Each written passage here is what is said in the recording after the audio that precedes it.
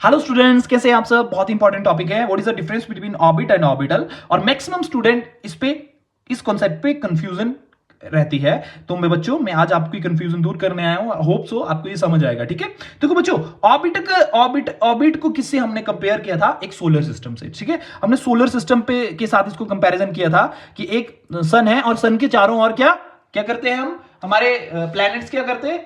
चक्कर लगाते हैं ना बच्चों, चक्कर लगाते हैं ना।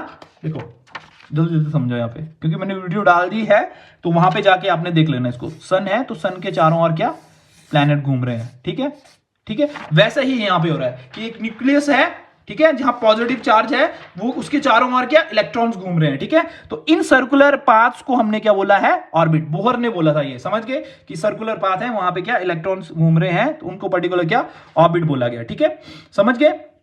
अब इसने क्या इंडिकेट किया था कि इन्होंने नाम दे दिया कि if n is equal to 1 तो इसको हम k बोलेंगे, n इज इक्वल टू 2 तो l बोलेंगे, n इज इक्वल टू 3 मतलब थर्ड ऑर्बिट है तो उसको m बोलेंगे, और n इज इक्वल टू 4 जो है वो n ऑर्बिट को बोलेंगे, KLMN। ठीक है, इसको हम शेल्स भी बोलते हैं। ठीक है, अब ऑर्बिटल की बात आती है तो ये बोला गया, पहले डेफिनेशन पढ़ो गया है, it is a 3 dimensional region around the nucleus where finding of electron is maximum. Orbital को हम सब शेल भी बोलते हैं,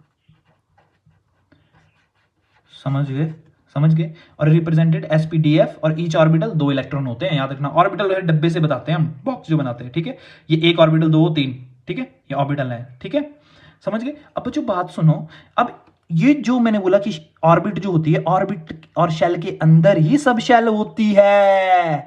समझ गए कि मतलब सब शेल मतलब ऑर्बिटल जो होगा वो ऑर्बिट के अंदर होगा।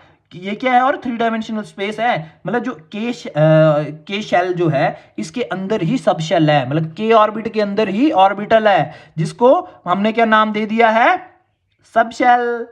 ऑर्बिटल भी बोल देते हैं। मतलब अगर एक ऑर्बिट है तो इसके अंदर कितनी सब शेल होंगी? एक। अगर 2 ऑर्बिटल है तो इसके अंदर कितनी ऑर्बिटल होंगे? 2। अगर 3 ऑर्बिट है तो कितने ऑर्बिटल होंगे? 3। अगर 4 है तो 4 के अंदर कितने होंगे?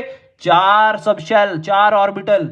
समझ गए कि 3D स्ट्रक्चर मतलब पहले ऑर्बिट है फिर ऑर्बिटल है, मतलब ऑर्बिट के अंदर ही ऑर्बिटल है। समझ गए, समझ गए। 3D स्ट्रक्चर है ये, और 3 डायमेंशनल। समझ गए, जहां न्यूक्लियस के अराउंड है, जहां finding of electron is maximum, जहां हम इलेक्ट्रॉन की प्रोबेबिलिटी जो फाइंडिंग की है वो मैक्सिमम है। समझ रहे? ये क्लियर हो गया ना कि ऑर्बिट के अंदर ऑर्बिटल्स होते हैं, जैसे n इज इक्वल टू 1। ठीक है, और आप इसकी स्ट्रक्चर भी देख सकते हो, ये है इनकी स्ट्रक्चर। ठीक है, सो बच्चों अगर आपने पूरी वीडियो देखनी है तो वीडियो सेक्शन में जाइए और वहां पे देख लीजिए। Thank you so much, bye bye, take care.